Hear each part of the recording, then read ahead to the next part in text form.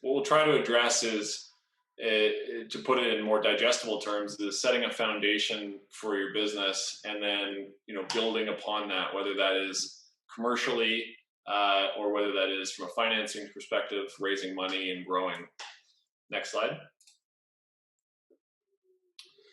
Included in the kind of setting the foundation discussion is how and where to set up your company, and even if a company itself is relevant, who owns that entity, how you can attract and keep and incentivize talent, and how you may go about capitalizing your business to give it the fuel it needs to grow. Next slide. And then within the other heading of legal agreements, or what you would build on top of that foundation, we'll talk briefly at a high level about documenting the development of your company, concepts that you've heard and maybe dealt with yourselves or certainly read about on the internet, because there's a lot of resources out there. Would include things like shareholders agreements, IP assignments, agreements where you engage your team, whether they're consultants or employees, vesting agreements, things of that nature. Those are kind of all internal, and then external facing term sheets and financing documents, NDAs, license agreements, etc. Next slide, please.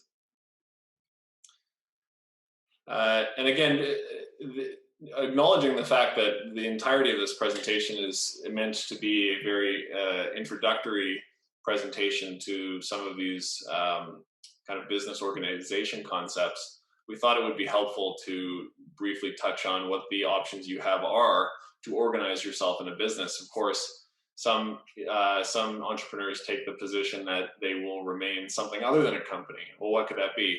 A proprietorship, for example, would be the simplest. That's just a person performing the functions of a business and assuming all the liabilities. A partnership where two people carry on business with a common view to a profit. Joint venture, where two sides, kind of invest a specific amount of their own property and capital and resources to a specific project. And then, of course, what most of you will do, which is establish a company, which, for the reasons we'll go into over the course of this presentation, is likely going to be your best bet, both from a liability perspective, but also from the perspective of attracting talent and figuring out an effective way to incentivize them with their own ownership stake in that entity, receiving government grants, etc. Next slide, please. So I think I'm going to jump in here and just talk about structure. So, I mean, what we have here is a diagram that kind of gives the basic structure of a corporation. Generally, you have your shareholders at the top, one of which here in this, the S is on top here, and one of which is held through a holdco. And these are generally the owners of the company. The box in the middle here is, your company. At the top are the directors, who are named by the shareholders. The directors then would name officers, and then officers would hire employees. And that's really who's in your company. And in this example, we also have an advisory panel, which we'll talk about as well. Next slide, please. Next slide, please. So for shareholders, starting at the top, shareholders are generally understood to be the owners of the company. Shareholders become shareholders by buying shares, obviously, which gives them effectively a bundle of rights. And on the company's end, of course, they get funds to operate the business. Really, a shareholder can be any type of legally recognized person, individuals, companies, partnerships, etc. Really, it'll just depend on what the individual shareholder wants. And then there's no rule on how many shareholders you can have under corporate law. Obviously, giant public companies have shareholders that are traded daily. Generally speaking, however, the more shareholders you have, it means the more the ownership's diluted, and typically you can expect that the more shareholders you have, it's a little harder to manage such a large group. So ideally, fewer shareholders is better. Obviously, the more shareholders you have, the more opportunity you have had to kind of raise money from more people. So it goes both ways. Another consideration is that there are certain rules. There's certain thresholds you can breach. We have a 50-person rule here, but there's various thresholds that you can breach, which once you go past it, there'll be certain legal ramifications. But before you start going out there and rushing and raising money, there are rules on how you can find shareholders, who you can talk to, who you can sell to. These rules are pretty complicated. We would suggest you get advice of a lawyer, and obviously we'll discuss these at a high level later on. So on the next slide here, thanks. So as I mentioned before, shareholders, what a shareholder really means is you own a share, and that share has a bundle of rights, which are then held by the owner. And these rights are typically what we would associate with owning a company. So the first benefit that John already mentioned is the main reason for the whole corporate structure is the concept of limited liability. Effectively, shareholders are only liable for the amount they put in, and once they put in that initial investment, that's what's at risk for them. Obviously, the upside is whatever the upside is. Keep in mind that when we talk about the limited liability, that obviously just refers to that share capital. And if you've entered into agreement, we have here a shareholders agreement or personal guarantees. Of course, that is above and beyond the shareholder liability. So for the bundle of rights we've been talking about, there are a variety of rights, and it can really be as far as your imagination can take you almost. The very high level, broadly described, we would often say that there are common shareholders and potentially preferred shareholders, with common shareholders kind of being your basic shareholders, and then preferred shareholders having some sort of preferred right usually, but that's just nomenclature. The type of rights you can have, voting versus non-voting. So you could have some non-voting shares where obviously the shareholders are non-participating, just passive shareholders. And that may be how you want to set up your structure. On the other end of it, you could have shares with some sort of super voting rights, which mean that either they get more voting power, or they have certain super approval rights that you need their approval to do certain actions.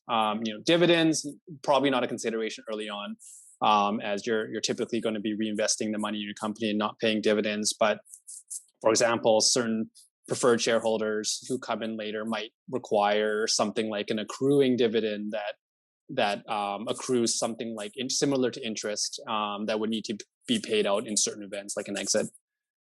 Participating versus non-participating, really that goes to who gets the assets at the end when everyone is paid off.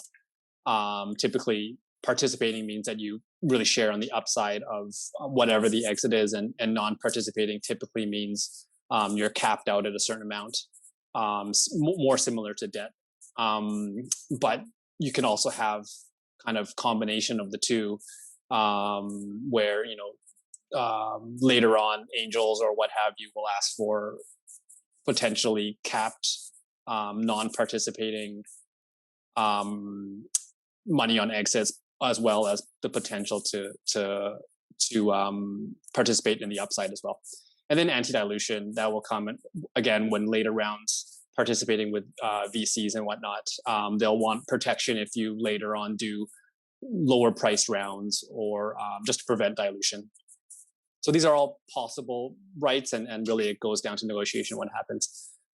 So shareholders again are the people who can elect the directors, who then name the officers and who are then running the company. The relationships are governed by articles, which were the bundle of rights I was just talking about. But you can also have rights in things like shareholders agreements, or covenants and subscription agreements and things like that.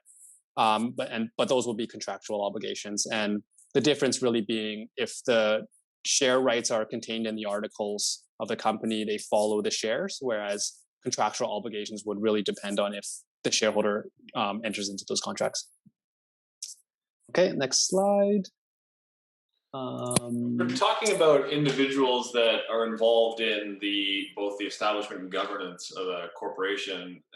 Starting at the very highest level would be the directors of the company, and they're responsible for the overall management and direction of the company. And that's usually a part-time role, but as many of you are probably either already living through or thinking to yourself, when you're just starting a company and there may only be 3 of you around the table, you wear many hats. So it's completely normal for founders to wear hats like director, officer, employee, and everything else under the sun. Directors are elected by the shareholders, and there are some caveats to that, such as the ability for directors to fill their own vacancies if somebody leaves, or limited opportunities to expand the board by themselves. But generally speaking, shareholders are elected, or directors are elected by shareholders. And generally speaking, that election comes at what's known as an annual general meeting, where the annual business of the company is addressed every year. And these are concepts that certainly in popular culture and in media you would have encountered, but and that are that we feel are dealt with fairly permissively in British Columbia's corporate statute, in that there's a wide amount of discretion and flexibility in how certain rights are crafted. But bedrock principles are that directors are responsible for the oversight of the company, and there's certain annual obligations that the directors have to the shareholders. There are certain residency requirements in some jurisdictions. As was touched on in an earlier slide, you can incorporate a company under both different provincial statutes and then also a federal one. There's ramifications to that with respect to residency. In British Columbia, as an example, there is no residency requirement, whereas if you were to incorporate a federal company, at least a quarter of the board would have to be resident Canadians. And there's other kind of limited expected restrictions on who can be a director, but they're usually not an issue. Criminal bankruptcies, criminal behavior, and being under 18 are kind of the three main disqualifications that come to mind. There's no ceiling on how many directors you can have. There's, of course, a practical limit, right? You want meaningful input from these individuals, and so if you were to have a very large board, like a dozen or 15, well, unless you're Facebook, it's probably not going to be the most effective number for a company of your size. Next slide, please. John, there's one quick question. For directors, is there a residency requirement for federally incorporated corporations located in BC? No, so that's a good question. So if you're incorporated under the federal statute, that would be your residency requirement. If you're a CBCA company, then yes, you have to have at least a quarter of the board resident Canadians. If you are in BC, it doesn't change that, but what it adds is, if you're doing business in BC, you have to extra provincially register as a federal company here in BC, and your advisors can walk you through that, because there's a couple filings that have to take place at the registry. But I think for all of your purposes, just think, if you're a federal company, the residency requirement will be there. There's some provinces where that's true. BC, no need. Okay, and sorry, there is one more question from Kate. Are there any legal requirements at any point to have a board of directors outside of the owners? Yeah, so what that question probably is referring to is what's called independent directors. And so there's no strict requirement that a company have independent directors. And when I say independent directors, I'm taking the Kate's question to mean not kind of the core group of founders or otherwise like major investors. But our advice to companies is, as you grow, you're going to want, and it will be good governance to have, strong independent voices on the board. Now, of course, you have to compensate those individuals somehow. They're usually very experienced individuals, and she or he is probably getting a lot of requests to join boards like yours. And so there's a practical element to that. Obviously, you'll incentivize them with options or other equity awards, or in some cases, in larger companies, even cash. So it's not that there's no nexus to the company at all, but it's just that there's a limited nexus with respect to the ownership of the company, such that you can properly be determined an independent director. And usually you see subject matter experts in those seats and other individuals that will really assist with the kind of the management side of the board and others in overseeing the business. And sorry, Ali's got one. It's a little unrelated to directors, so you can address it later if you want, but it's, how can we register a social enterprise in BC and or federally? Yeah, I think maybe that question doesn't have enough detail in it to answer. It could mean a couple of things, either a society or a B Corp corporation. So probably what I'll do is I'll ask Ali to maybe follow up with us after there's our email addresses will be on the last slide, and I can divert you to the website that will kind of show you some of the information you need for that question, depending on which of those two things it is. Next slide.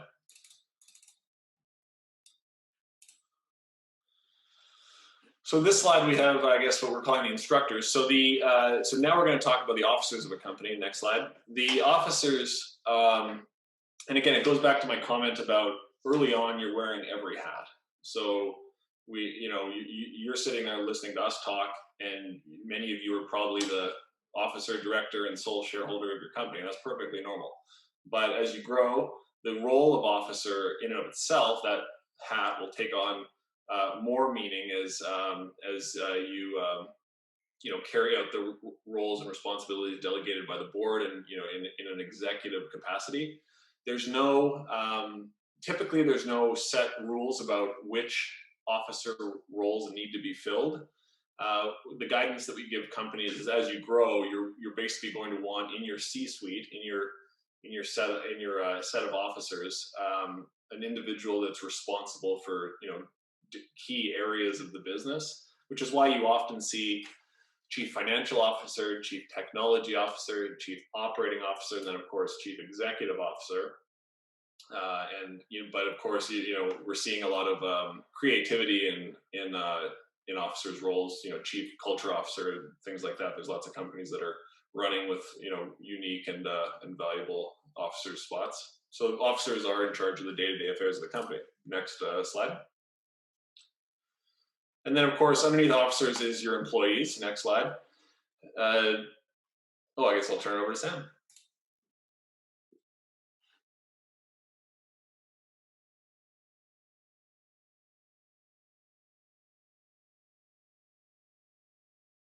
Oh, thank you. Muted, Sam. There you go. Yeah, so I mean, obviously, we're not employment lawyers, and there is a lot of legislation that governs the relationship with employees and consultants. But at a high level, employers and employees have a master-servant relationship, in that the employer can direct and control how the employee, the timing, the manner, the type of work that an employee does.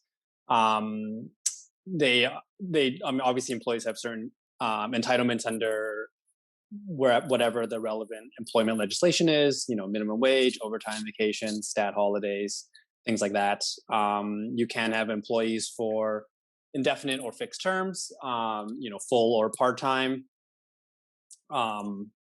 And like we mentioned, there's also statutory obligations for withholdings, remittances, things like that.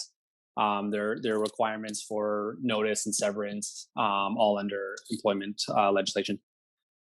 Next slide, please. For the employment agreement, oftentimes we see companies don't have employment agreements with their employees, but we think it is smart to have them in place. It can provide certainty on things like vacation entitlement, severance between the parties, and potentially it could limit things like the overall severance obligation when you terminate someone. Without a clause in the employment contract regarding severance, oftentimes you'll be subject to common law where severance can actually be quite high. For other parts or other provisions you might look for, if IP is important to your venture, typically you'd want some sort of assignment of IP provision in your agreement, even though maybe it's not totally necessary, but it's always smart to have. Best practices to have it in there. And then non-competition, non-solicit. Non-competition is actually quite hard to get an employment agreement, because the public policy is that we don't want to prevent people from earning a living, which is what a non-competition provision would do. But in certain instances, those are allowed for high level, very strategic people with very confidential information about your company. You could have a very limited non-competition. Non-solicits are more common, and you could justify that when you talk about someone like a sales employee who has your customer list and whatnot, that they can't go poach them, things like that. Next slide, please. So next are consultants, and and really where they differ from an employee is that there isn't that master servant relationship and independent. You hire a contractor to do a task, and it's really up to them to decide how to do that task, including them taking on the risk of profit for how that's accomplished. So independent contracts would not have an employment status, so they wouldn't be entitled to the typical employee benefits or for benefits under employment standards legislation. So the differences are, for example, contractors can work with multiple people at a time, multiple companies at a time. They retain control on how they do their work. Generally speaking, they typically would use their own equipment, supply their own equipment. They would provide an invoice to the company pays it. The company wouldn't be required. Sorry, the hiring company wouldn't be required to do remittances typically or withholdings, although the contractor could be required to, depending on the circumstances, I guess.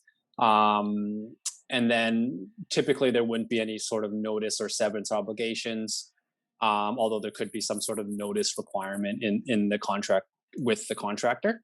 So, the other thing just to keep in mind is that there is this is an important distinction particularly for tax. And, while just because you call someone a contractor or call someone a consultant doesn't necessarily mean they're not an employee. It really just depends on the facts. So, just be careful when you're making that judgment call, because if you end up kind of calling them one thing but they're actually another, then in the end it won't matter and you'll be on the hook for all the requirements. So next slide, please. On the consulting agreement, it is I would assume that most of the times you would have some sort of consultant or contractor agreement. So some important clauses to have in there: confidentiality. The same assignment of IP is actually more important for a consultant because you don't have that automatic assumption that all IP that's created would be the employer's. So it is very important to get an assignment of IP provision in there. And then non-competition, non-solicitation, again, a little easier to get in the independent contractor realm. But again, because a consultant can typically work with multiple parties, it probably is difficult. It will be difficult to negotiate a non-competition. Next slide, please. And I think that's over to Hardeep. Thanks, Sam. So as Sam mentioned, next slide, please. Yeah, that's right. As Sam mentioned, there's a couple of different things having to do with like employees versus contractors, and they can get there could be a conflicting, like the actual relationship could be unclear based on how the facts look. So the courts, when they've looked at this, and often it's a tax court that would look at this, they look to see, well, who's in control. What's the business of the consultant, the so-called consultant or the employee? And the process, you can structure your agreement such that everything looks like the worker is a consultant or a contractor rather than an employee, but the facts speak to basically an employee relationship because the worker only has like the one client, the company, and then like works 40 hours a week and is paid an hourly wage, is entitled to some sort of like pay during like periods where they're not working, like leave, vacation pay, something like that, and doesn't provide its own tools and so on. So those type of facts, although like a relationship the agreement may state that the worker is a contractor, could still result in a finding that the worker is an employee. And in that case, it could be a problem because, well, like CRA will have expected that EI remittances, CVP remittances have been made.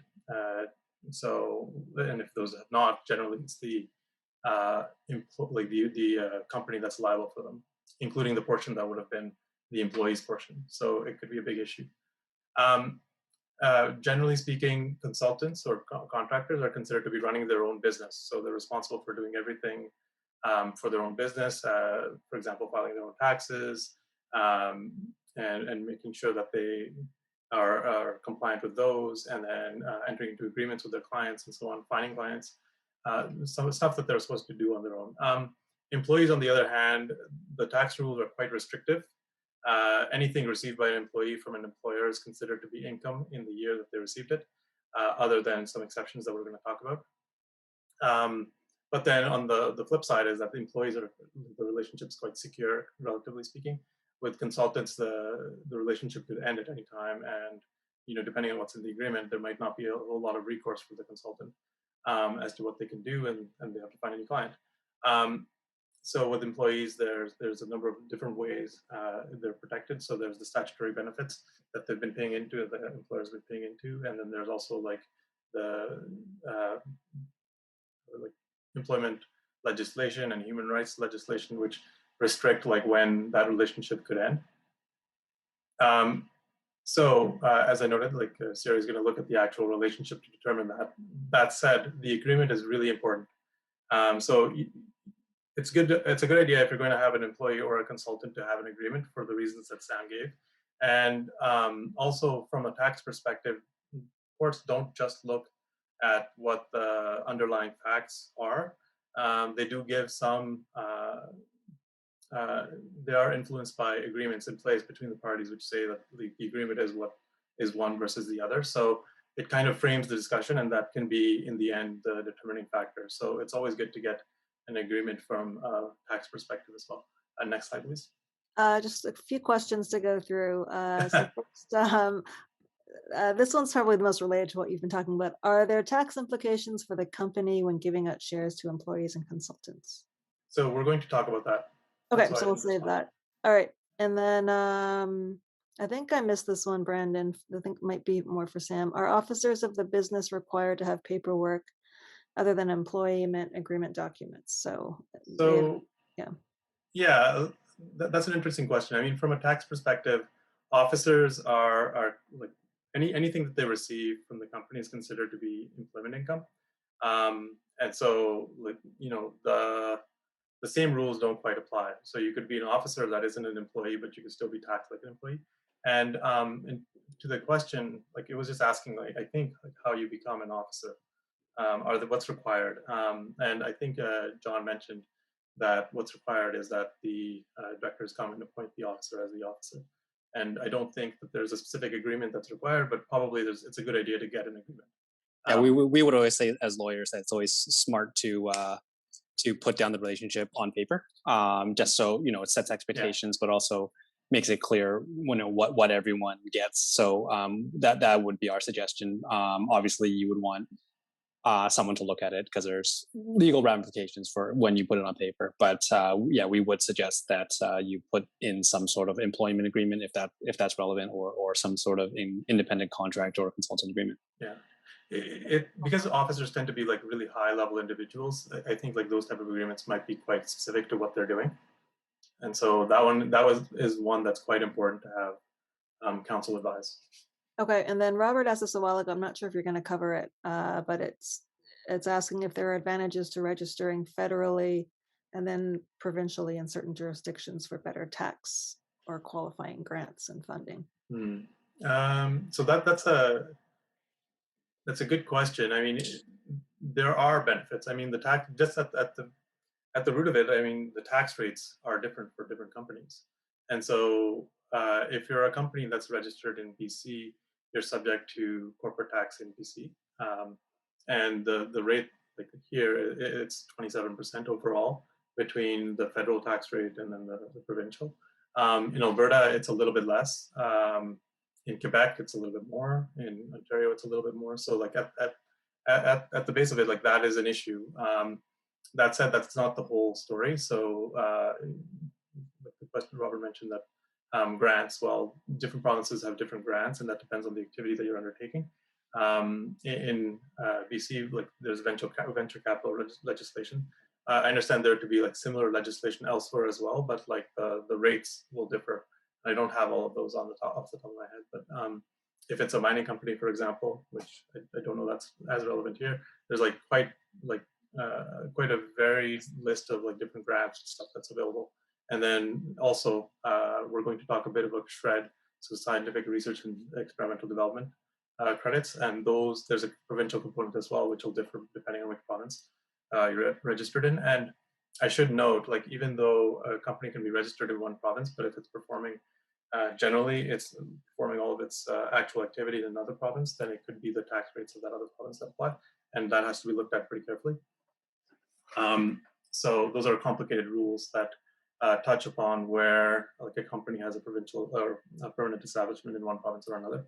And I'm not going to focus on that, like, specifically here, but I will talk a bit about the permanent establishment concept. Okay. So next slide, please. Okay, so in terms of compensating employees and consultants, well, there's a couple of different ways of doing it. One way is cash, and by cash, I mean everything that's not share compensation and not option compensation, because, like, all of that falls into the same basket, which is that at the time that it's received by the employee or the consultant, it would be brought into income well, it'll be brought into income based on the fair market value of whatever was given. So, for example, if it's like a gold bar, then, and that's what's, like, that's how the employee is paid. Then at the time that the payment was made, that gold bar would be valued, and that number would be like the amount of taxable income that the employee would have at that time for that year. And similarly with a consultant, it would be like the business income. So the key exception to this is, well, share compensation as well as option compensation. So shares and options, generally when they're received, I say generally because there are exceptions here, they wouldn't be brought into income of the employee. For consultants, it's different, and we'll talk about that. But for employees, generally, it's not taxable at the time that these are received. Options for sure are not taxable when the employee receives them. Shares can be taxable in some situations, depending on what the characterization of the type of employer, basically, and depending on who's receiving. So next slide, please. So as I mentioned, different structures for payment carry different consequences. So the key one is that if you're compensating in other than share and options, then generally that would be receivable as income at the time given, and shares and options in order would not be. And there's other types of compensation as well. I see there's a question about Esops, and so Esops are generally stock option plans. So that would fall under the stock option and share compensation. And there are other types of plans where there are deferred payments to be made in the future. And depending on how those are structured, those may not be included in income at the time that they're given.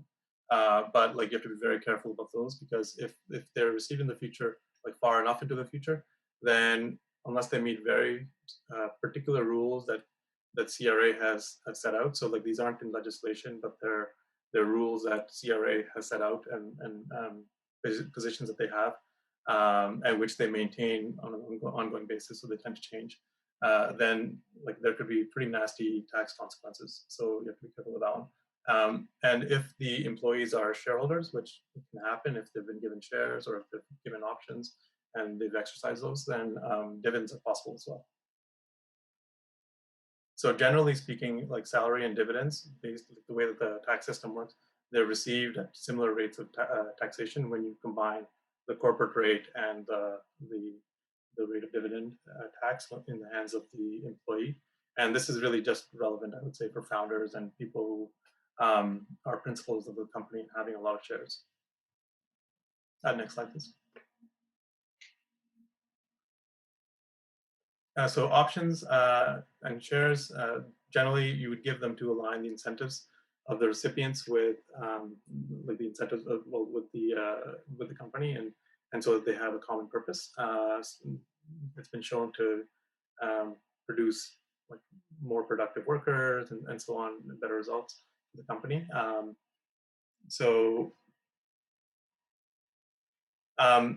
And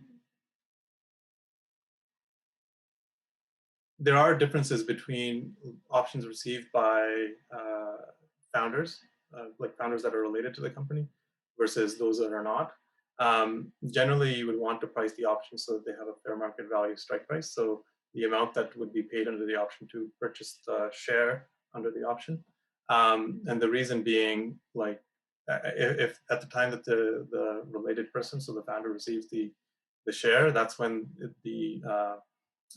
when there would be tax. But for employees, it's a little bit different because they wouldn't, depending on the type of employer it is, anyways, they wouldn't be taxed until they sell the share. So that's one thing to keep in mind.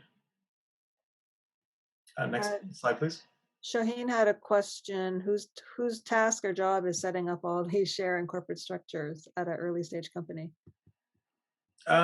So I think like this is something that the founders may, or the officers or the directors may want to like discuss amongst themselves, and then contact legal counsel, because generally the paperwork and all of that would be provided by counsel.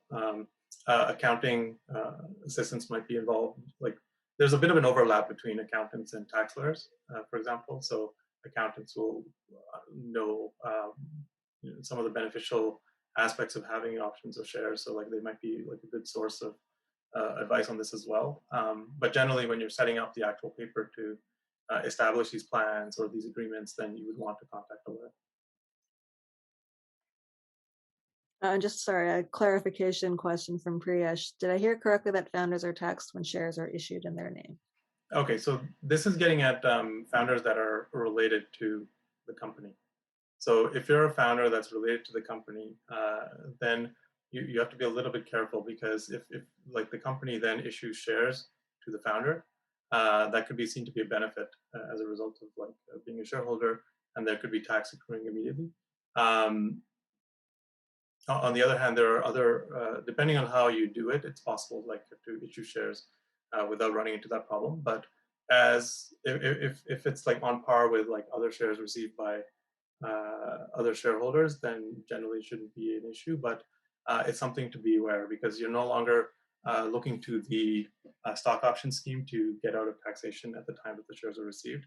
You have to look at other provisions which accept you on receipt. And again, like this is only really a problem for founders that are not at arm's length with the company. So the founders that have more than 50% of the shares of the company. Okay, so generally speaking, so for arm's length employees and for employers that are small Canadian corporations. So I mentioned that there's the term CCPC in the title to the slide, and so that stands for Canadian Controlled Private Corporation. I'll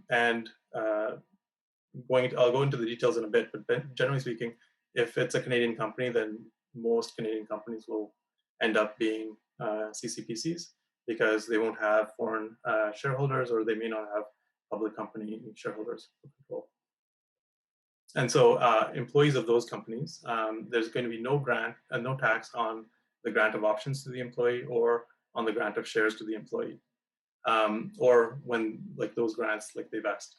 And generally speaking, if the option is exercised and the employee holds on to the resulting shares for 2 years, there will be no tax at the time that there's exercise as well. If it turns out that the option is not held for 2 years, then there might be tax, and there might be tax at the time that the option was exercised. So you'd have to go back and amend your tax return. Generally, like not a great idea to like not hold on to the option, or sorry, the shares for 2 years. But it does happen, because there might be an exit or something where the shareholder has to sell the shares.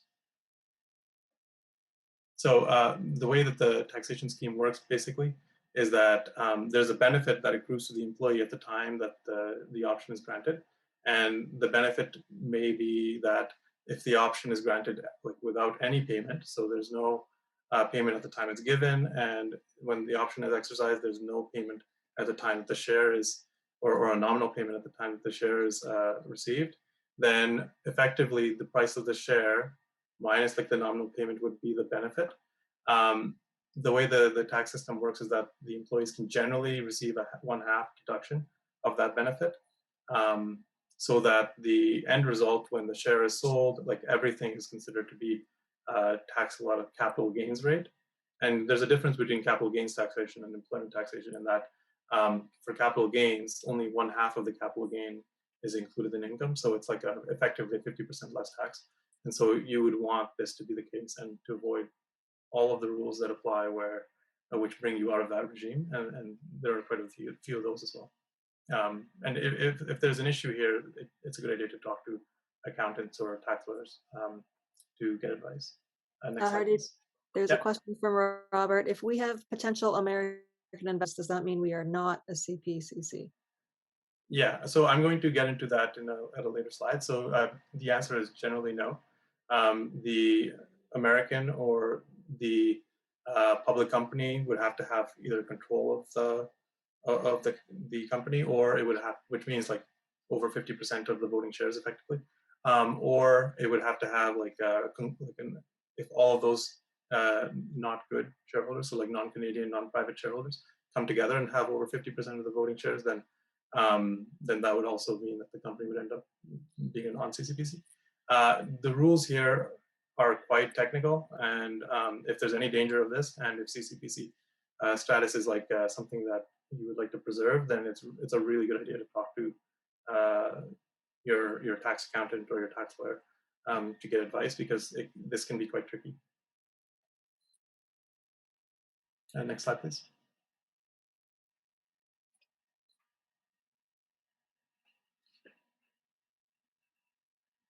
So this is if you have options or of like a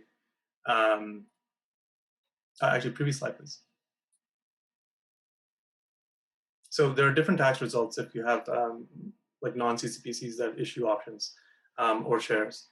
And so there, like you do have like some of the same rules that apply, but you have to really be careful that the options, and it should be options generally, that are issued to employees, they're at fair market value strike price. If that is not the case, then that 1/2 taxable income benefit that you would receive, like that's not going to be there. So the way that works is that you get a deduction of your employment income to make that happen, and the deduction will not be available if the option was issued at a non-fair market value strike price.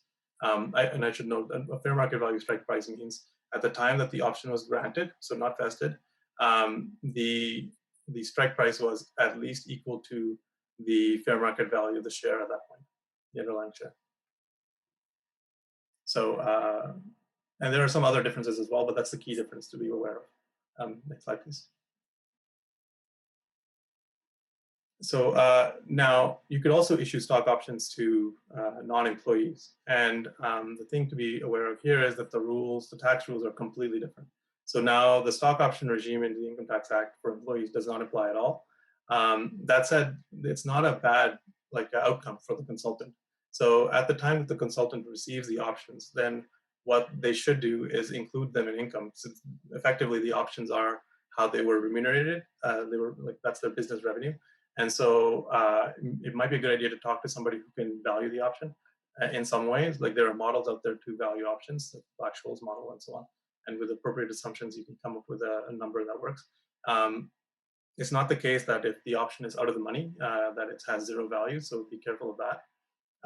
Anyways, like once that's done, once the option is valued and the consultant includes that value in the income for the year, then at the time that the option is then exercised, as long as the option was held as a capital asset, and there's a lot of tax issues that are attached to that statement, then there's arguably no tax event at the time that there is an exercise.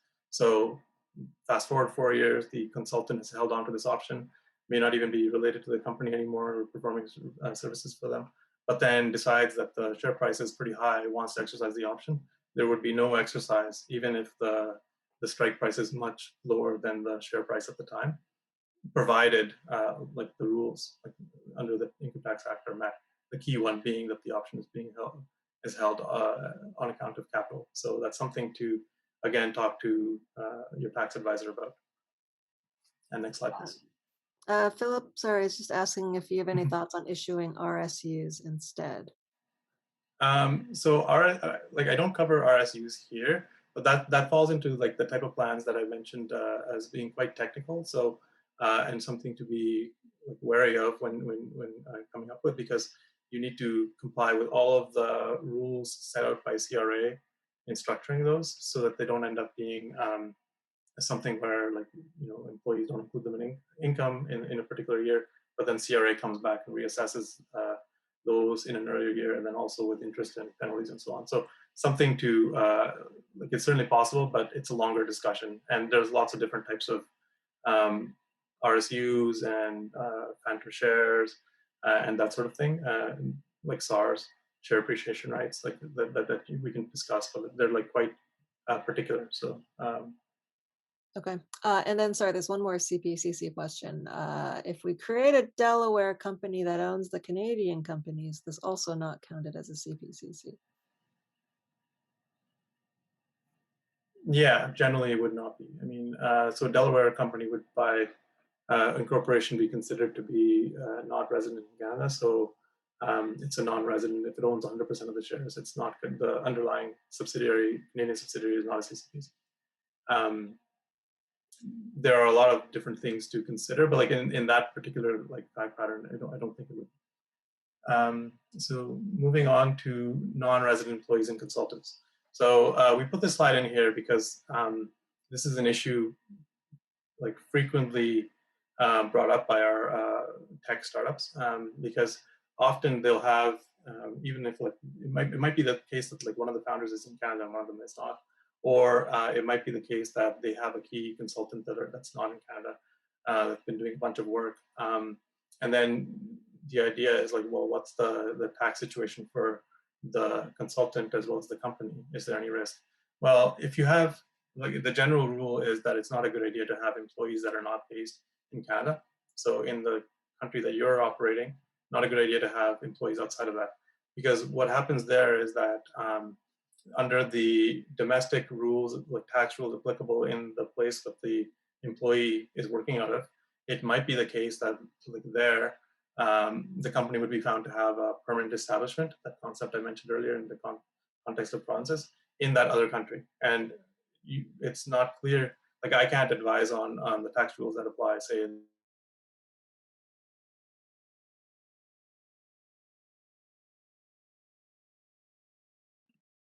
Uh-oh.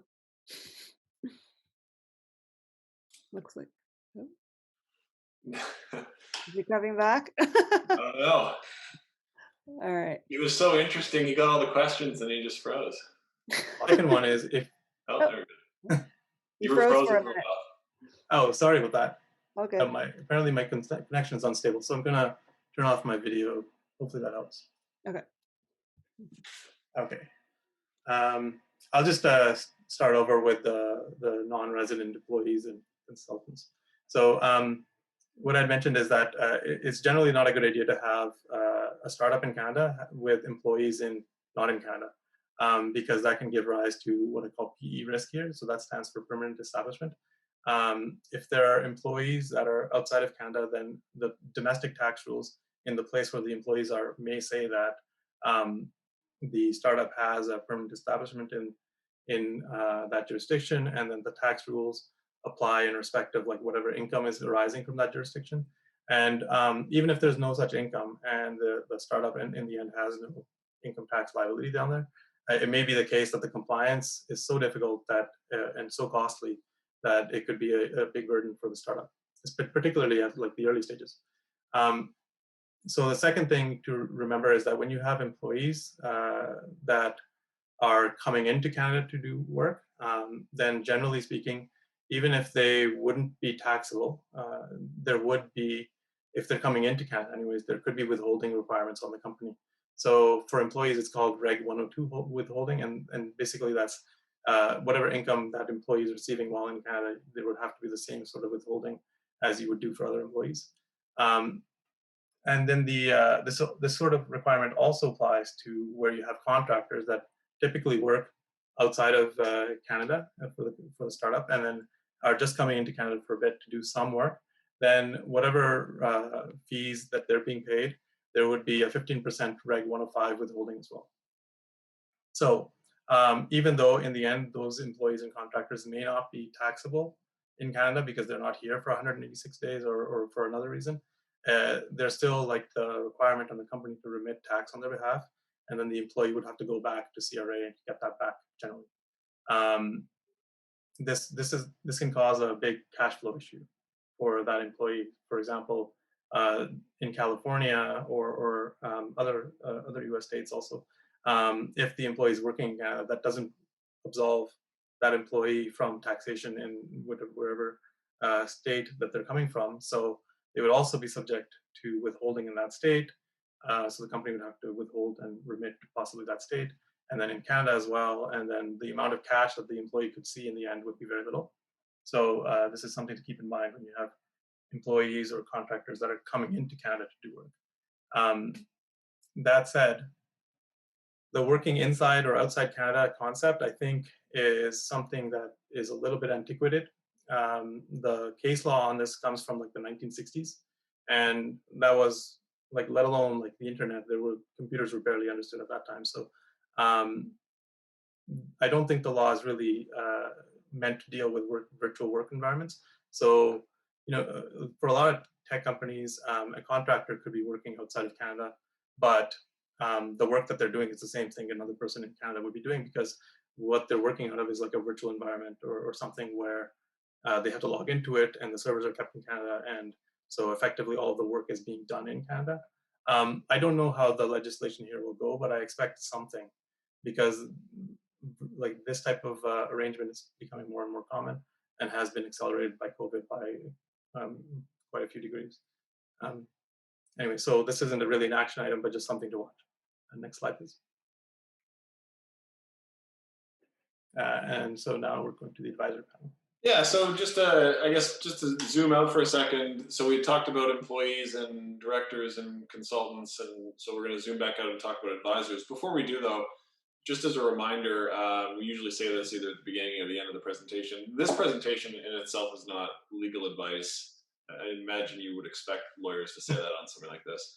And I think many of the questions were really good, testing your own use case against some of the general information provided, but it's exactly those situations where you need to really dig in with your advisors on your own situation. There's a lot of fact finding that goes on before you can get actionable advice in that respect. So keep the questions coming, but wanted to throw that caveat in just for your own benefit and protection that many of the questions, they're not really available on the drive-through menu. They're more, the product of a kind of a multi-conversation or multi-week investigation with your team. So, okay, so back to advisors. So wanting to touch on each of the kind of buckets of support that a company gets, the final bucket we want to touch on is advisors. Functionally, advisors are just consultants, but oftentimes what happens is you will run into mentors or industry experts or other individuals that you would love to be associated with your company, but that are only either willing to donate a very small amount of their time, or they have other restrictions preventing them from being a director and certainly an employee or officer of your company.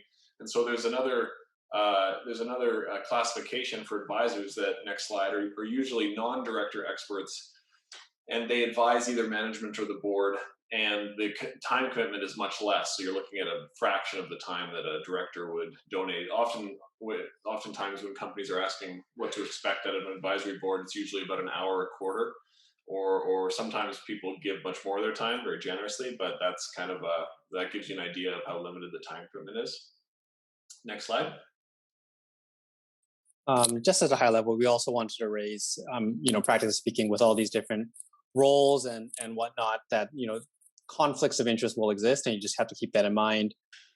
Within your structure, for example, a director might also be an officer who might also be a shareholder, and you'll just have different interests wearing different hats. Obviously, as a director, you do have fiduciary duties to look at the best interests of the company, but practically speaking, there will be these conflicts of interest. And even with it, a single director would maybe a director for multiple companies, so there'll be conflicts there. The company with their whatever third parties there will be. So just keep that in mind. Next slide, please. So at a high level, corporate structuring, and we're going to try to move a little faster here, but there's always a decision of where to incorporate. and you often hear Delaware company, things like that. Our view of it is that the Canadian structures, Canadian corporate law is actually also fairly permissive and good for corporations. So we would actually say typically having an offshore company is actually not the best idea. Investors often like to see a locally incorporated company just because they understand it better. Some government grants are only available to Canadian companies, so that's another issue. And then there will also be, as Hardeep mentioned, taxation employment issues that could be simpler if you just have a BC or a Canadian company, federally Canadian company. So as John had mentioned previously, we have a federal incorporation corporation statute. We have a BC corporation statute, and then each of the provinces have their own. So we'll just focus here on BC and the Canadian Federal Act, and both generally are pretty investor friendly. And we would be typically be fine with either. But there are some differences. John mentioned the residency thing as one. So on the next slide, please. So just initial corporation structuring thoughts. Typically you'll create a structure with unlimited common shares, and this gives you just the flexibility to issue more shares in the future without having to go back to your shareholders. So the unlimited part of it's good. You also might create pref shares, blank check pref shares, which effectively lets you add share rights in the future, as opposed to right on incorporation, where incorporation you ideally want to keep your structure simple, because it's easier for future investors to come in and look at the structure and see that it's clean. So on the typically it's the investors who will dictate the financing terms, although obviously there's going to be negotiation. So you're looking at, do you want to take debt or equity, the price, preferences as in the share terms, potentially having a shareholders agreement, that type of thing. But just generally speaking, what you want to try to avoid at least is issuing secured debt, because the way the security works is that whoever signs it first is at the top of the heap. And you can only do that once. So if the next time you do a secured debt, they also want to be at the top, then you're having to go to that person who's at the top and asking them to go, have a second priority interest, that type of thing. Avoid using multiple classes. So I saw a question there about keeping a clean structure. What we really mean is just have it simple. Avoid having multiple share classes. Oftentimes with a holding company or something like that, you'll have multiple classes, various dividend rights, various voting rights, and that's really for tax reasons. But when you're talking about your company, operating company, you want to keep, or the financing company, I should say, you should want to keep it clean and less having less share rights. Inevitably, you'll have multiple classes with share rights, but initially it's easier for the investors basically to do their due diligence and see a clean structure with fewer classes. But again, it'll depend on your investors who come in. They might demand things. And then avoiding offshore, again, we mentioned before, but try to keep it a local incorporation, just because that's likely what your Canadian investors will be used to seeing. Just a couple quick questions, Sam. Someone was just asking for clarification. Vera was on what you mean by clean structure. Right. So like I mentioned, just avoiding having multiple share classes if possible, and having complicated share rights, things like that. Having something simple, ideally, just common shares or a couple maybe simple pref shares classes. Okay. Hardeep? Yeah. Okay. So depending on how the share capital looks like, different tax issues will arise, and there are a lot of decisions to be made as to like how like the share capital will look like. Well, the first one would be like, how is money getting into the company? Is it going to be in the form of equity, which means like in exchange for shares that are issued by the corporation, or is it going to be debt, so like loans from the shareholders or founders to the company, which allows the company to operate, or financiers like down the line? Are they going to receive equity or Will they be like making loans to the company? And the answers will depend on like the context. So it will depend on the stage that the company's at, and it depends on like the tax characterization, for example, that the company would want to preserve. As Sam noted, like it's generally easiest and best to start with a simple structure from the outset, and then as the circumstances emerge, you change the structure as you need to like make it fit. And if you have to go back and revise a complicated structure, it can be pretty costly. So for a number of reasons, it's easiest to like work with a simple structure. And on an exit as well, it might be like a typical purchaser might be looking at what's been happening with the shares and to see what kind of risk there is. And it would be easy if like it's pretty clear what happened. As opposed to if there were a bunch of transactions in order to make the structure complicated and then simple again and so on. Anyways, next slide. So one of the key things is the CCPC status issue. So CCPC stands for, as I said, Canadian Controlled Private Corporation. There are a lot of advantages that come with being a CCPC, and that's in exchange for the disadvantages that are like the company is going to be restricted from doing a bunch of things that maybe it may want to do otherwise. The reason why the CCPC status is desirable as well, there's the small business tax rate. That's a 15% discount on the corporate tax rate at the corporate level. And so for companies that are growing and generally reinvesting any income that they have in the business, this is really desirable. So that 15% discount, it's available for the first $500,000 of income. It adds up to quite a bit. So I guess 15% of 500,000 in terms of like benefit, 65,000, I think. So that's generally the like main thing that people are looking for. The other one is that the lifetime capital gains exemption only applies to qualified small business corporation shares, and a small business corporation is like it's a requirement that that corporation is a CCPC. So if you want to preserve the lifetime capital gains exemption, so generally this is something that most founders and most shareholders would want access to, then the company would need to be a CCPC. And there's an enhanced SHRED, scientific research and experimental development benefits associated with CCPC status. So for one thing, these expenses are they're expenses incurred in doing like just research to see if you have a marketable product and to improve your product and so on. And so there are preferred deductions and credits available for people who qualify.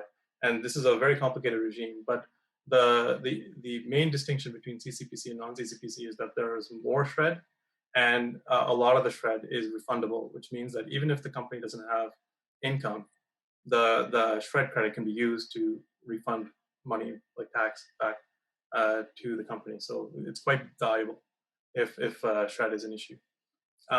We talked about stock options. Well, there's a different stock option regime for non-CCPCs and CCPCs. Generally, the one for CCPCs is more employee friendly. Also now, like there are a number of like different COVID-19 relief rules that apply. So the most recent one that was announced in the federal budget, that one only works for CCPCs and not for others, because that's, rather than relief, it's more of a recovery grant, and so it's trying to like develop more business and get companies going and so on, and as Canada opens up. Anyways, so we talked a bit about what a CCPC is, and so generally it's not so much about Canadian control as it is a lack of like non-Canadian control. So you don't want the company to be controlled by companies that are not from Canada, and also like by parties that are either public companies or controlled by public. Next slide, please. So that effectively closes off the possibility that the company may be able to get approved financiers from other countries. So for example, if there's already one foreign investor that has like 40% of the shares, then that doesn't leave a whole lot of room for another investor to come in that's from outside of Canada to invest in the company. Because if you go over 50%, then all of a sudden the CCPC status is lost, and there's like all of the beneficial attributes that we just talked about will disappear for future tax years, and that could be a problem. There are some things that you can do to control that type of situation, but within reason, there's a lot of like legislation, a lot of case law, a lot of rules associated with like situations where it's CCPC status is like not there, but or almost there, and so something to talk to with your tax accountant or tax advisor. I should note that like startups may benefit from the VCC exception. So if you have a venture capital corporation that's controlled by a public company or something like that, then it may be that like there's an exception for those shares that are held by the VCC. So quite a lot of detail there as well. So next slide, please. So founder shares. So next, we're going to talk about some concepts with respect to shares, financing, and some securities law considerations that Sam alluded to.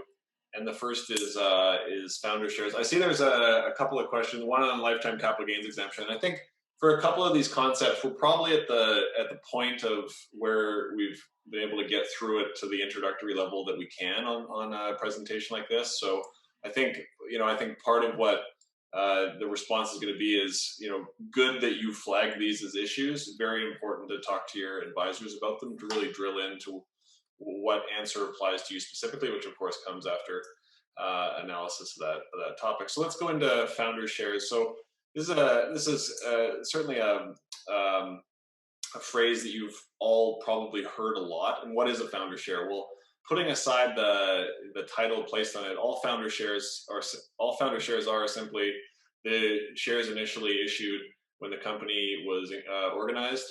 Typically, large blocks of which are issued at a very low price to the founders. They're there at the start. The company hasn't done anything yet. The shares are properly of a nominal value, and they are allocated on the basis of the expected future sweat equity contribution that those founders will make. Typically, those shares are common shares, very simple. But there are some trends that we're seeing, next slide, that some of you may have picked up both in media, looking at things like Facebook with super voting shares and other major tech companies like that. But generally speaking, founder shares are the most basic of common shares, issued to founders and early stage senior people, not meant to be issued to employees or outside investors, although you sometimes do see that taking place. And that can cause some of the tax issues that Hardeep had mentioned.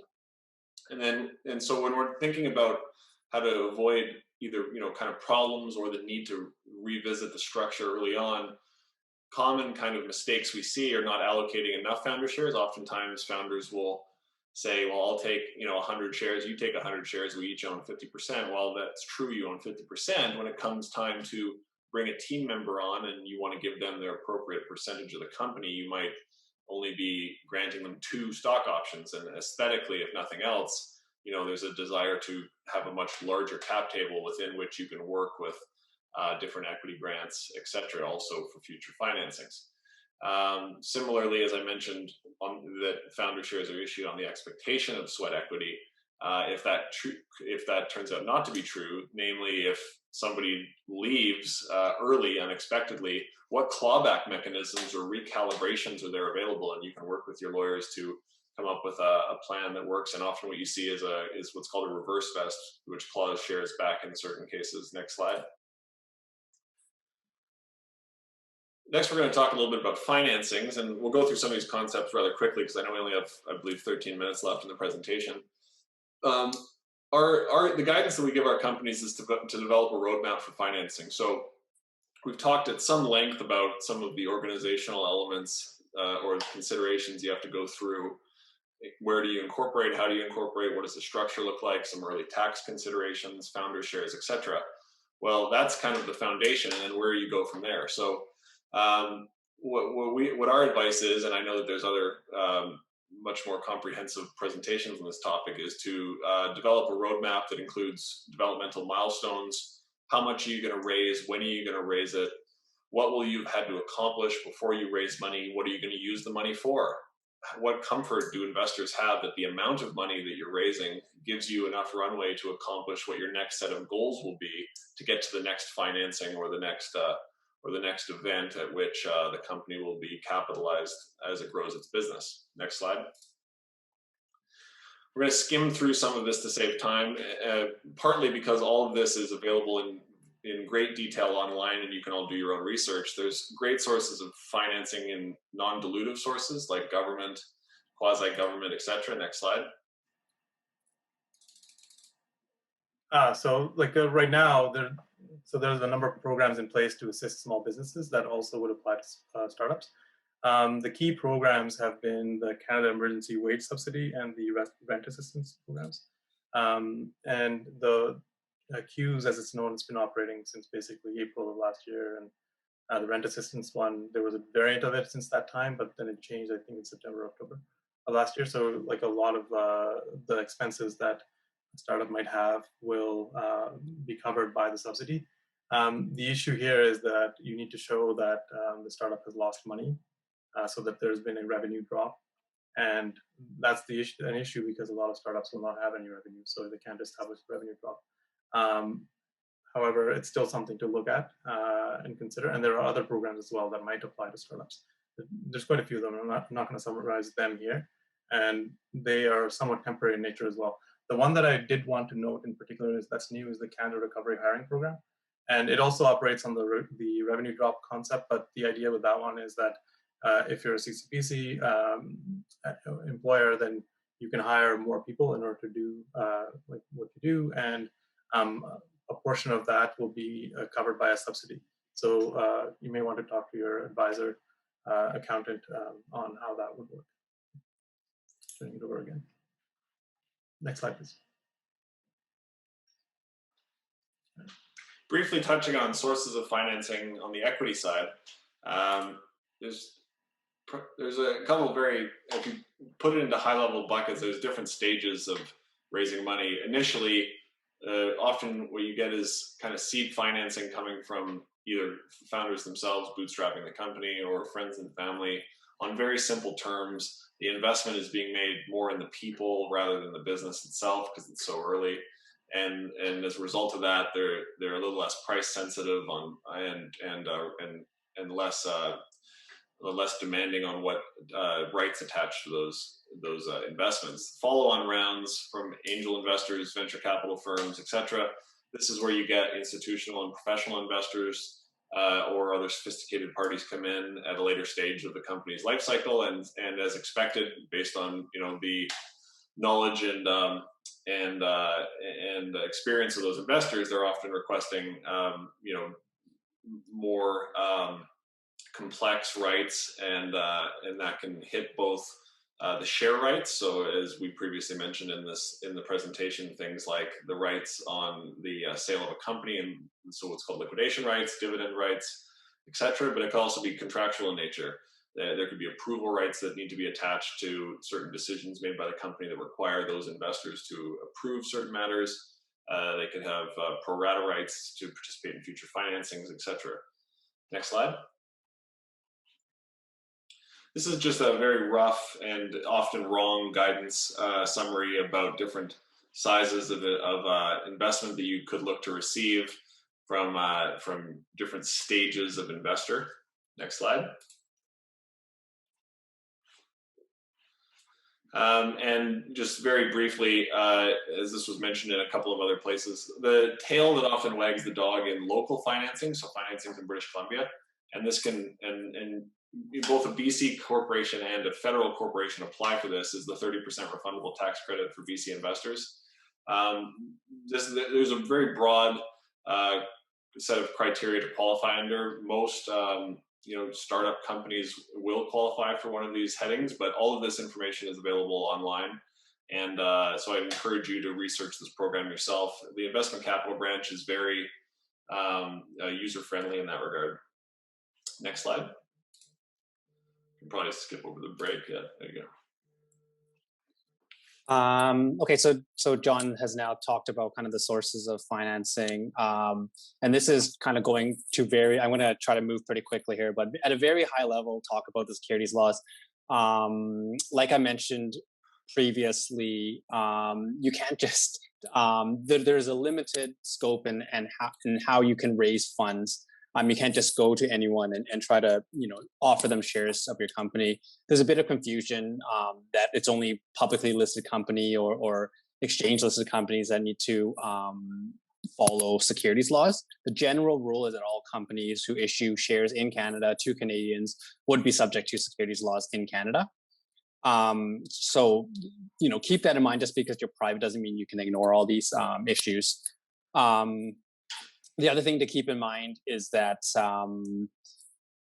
Canadian securities legislation is provincial, so it could differ amongst the provinces. Although generally speaking, they're very similar. The securities laws in Canada are very similar, and obviously, we'll give you some high-level thoughts here and comments, but you will want specific legal advice if you're contemplating doing a financing or transaction, because keep in mind, there's a lot more to it, and you want it all kind of in your documents. And again, this is only the Canadian end of it. If you have investors outside of Canada, you'll have to likely think of foreign laws as well. So just starting from the beginning, as the slide says, if you're selling a share, you either have to file a prospectus or rely on exemption. And for startup companies, filing a prospectus probably isn't the answer. That's more for publicly listed companies, or if you're doing an IPO, that type of thing. That's when you do a prospectus, because that doesn't generally make sense for a private company to do. What you'll do is try to rely on the various exemptions there are. Next slide, please. Sam, you've got 5 minutes to give us the entirety of Canadian securities law. So a prospectus, the whole concept is that you put all this disclosure into a document.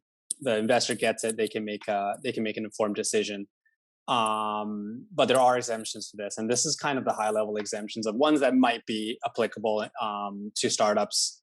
When relying on the exemptions, you're going to have to make sure your legal documents contemplate it. You want specific language clarifying the exemptions, the ramifications, things like that.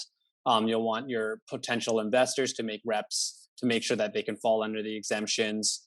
There might be specific filings you need, et cetera, et cetera. So as again, the running theme here is you'll need legal advice before relying on these. Next slide. But at a very, very high level, the first exemption is a friends and family. Effectively, it means you can sell securities to directors, senior officers, family members, as well as close friends and business associates. And the concept being, if you have a close enough connection to the people who are running the company, you can ask for information and whatnot from them. Next slide, please. Oftentimes people see this as very expansive because it includes friends and family and business associates. But keep in mind, these have to be very close friends, close business associates. It can't just be someone you know on social media or you've met a few times. It has to be a close friend. And as a non-legal test, we often say you have to know how many bathrooms that director has in their house without going there. That type of thing, like very, very close relationships. And there are algorithms that the regulators use to see how many times you've used these exemptions. No matter how popular you are, the Canadian securities regulators won't believe that you have 50 close friends, for example. The next one is a credit investor. So this one is for if you can fall under the definition of credit investor, it's typically based on financial thresholds. So what the concept being that if you meet those financial thresholds, you have a certain sophistication in investing, or that you have the financial ability to kind of make these investments. Next slide. So examples here. These ones aren't as relevant, but financial institutions, pension funds, things like that. The next slide, please. These ones are more of the relevant ones. So individuals who have a certain financial assets, or yearly net income, net assets. These are the ones that typically are used again, the definitions here, like net assets, financial assets, they're very specific. So you will have to, you will have to get some more specific legal advice and make sure that your individuals can meet these thresholds. And you will need reps and warranties, and there might be filings. There will be filings likely. Next slide, please. So private issue exemption, basically it's very similar to the previous two exemptions, with the one difference is that if the company is what they call falls in the definition of private issuer, then you can rely on this exemption instead, although you'll still be, you could still sell to the same types of individuals, directors, officers, family members, close friends and family, accredited investors. Next slide, please. So what is a private issuer? We talked earlier about this 50 shareholder threshold. This is where that comes into play. If you're a private issuer, there's a couple benefits in not having certain filing requirements and things like that. So it is beneficial to be a private issuer. Generally, that means that you have less than 50 security holders, excluding employees and former employees. And there's a couple other requirements. You have to have restrictions on transfer. You have to have sold your securities to only certain individuals, things like that. So it is a technical definition. One thing to keep in mind, just because you lose private issuer status doesn't mean that you're now a public company. But really what it means is you lose the ability to rely on this exemption. So next slide, I kind of just touched on that.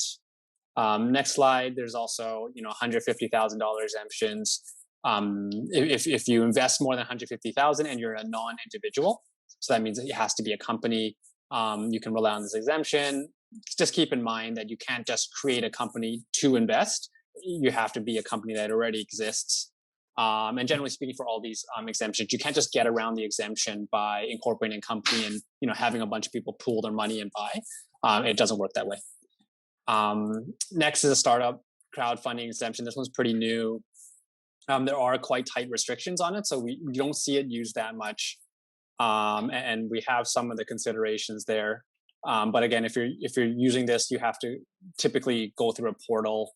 And so this one is tough to hit everything and make or invest a reasonable amount of money. So keep that in mind. But again, if you're going to try to rely on this, you're going to need some legal advice. Next slide, please. So the next is the OM exemption. OM is almost like a baby prospectus.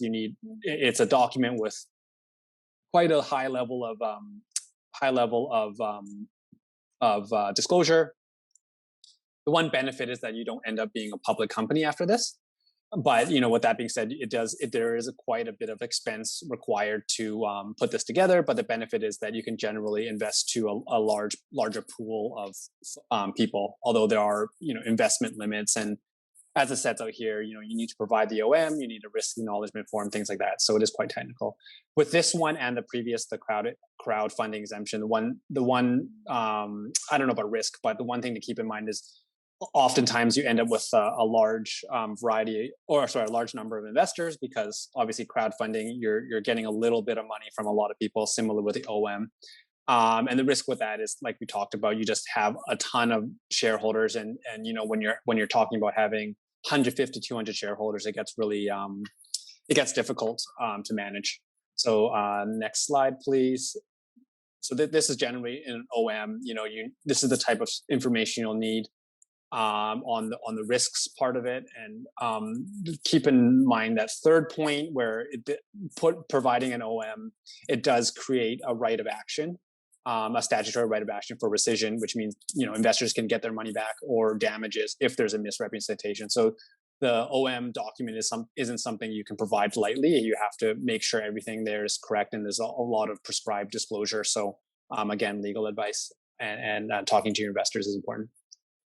Next is the employee, director, officer, consultant exemption. So generally speaking, you can raise funds from these type of people. Typically, this is used for providing stock options. So that's another thing, is just because you're not selling any shares, if you're giving securities away, so this could be options, RSUs, whatever it might be, you still need an exemption. So anything related to kind of shares of the company, even just related to shares of the company, you might be pulled into securities laws. In this case, you can sell to basically employees, directors, officer, consultants, with consultants having a narrow definition that's in the statute. It will be prospectus exempt. The sale can, as it says, the sale cannot be based on a promise of continued employment. So yeah, this is the one that's typically used to provide the grants of option plans and whatnot, of options and whatnot. Okay, so John, you got less than 4 minutes to finish the rest. You're on I mute. think we'll probably wrap it up there. Just mindful of the fact that we're over time and people are going to head off to another event in 10 minutes. I guess the general on legal agreements is that I think this goes back to a question that was asked earlier that was missed about the cost of starting a company.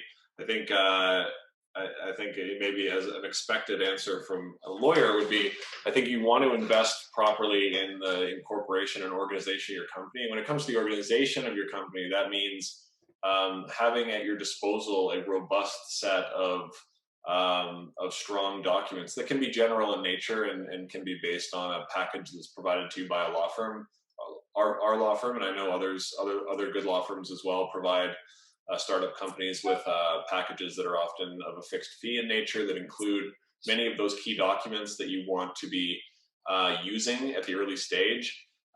We've unfortunately dealt many dozens of times with companies that, with best intentions have downloaded something they found off the internet and later it had proven to be quite an unfortunate outcome and ironically and sadly resulted in a lot more legal fees than it would have been to kind of do it right the first time. So I think as a takeaway, I would say as founders of companies, you should be able to get at your disposal a pretty robust set of starting points for key documents, NDAs, term sheets, financing documents, employment agreements, consulting agreements, etc.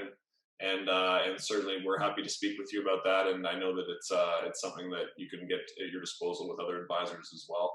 So we wanted to, I certainly thank you all for taking the time and for the 68 people that stayed to the bitter end. And Liz, if you can go all the way to the last slide, which has our contact information on it. And these slides, which include a projection of a financing, will be available on the website, as Angie mentioned. We're all more than happy to speak to you about anything that was discussed in the presentation or how Fasken may be able to assist your businesses going forward. So thank you again. John, Hardeep, and Sam, there's the last slide. So yes, we'll share the slides. There, as you saw, there are a few we weren't quite able to get to, but most of them are going through the cap table example. So I'm sure if you have questions on that, you can reach out. Anything else? Let's see here. And we'll post the video for this as well. And we've probably got last year's video as well. So if you really want to see them walk through the cap table, it's probably in last year's video as well. So thanks again, John, Hardeep, and Sam, for your time. Thanks everyone for your questions. Sorry we didn't get to all of them, but looks like you've got contact info here if you want to follow up with anything. And we'll leave it at that. Thanks for staying over time. Thanks again, everyone, and have a great afternoon. Thanks. Thanks, everyone. Yeah.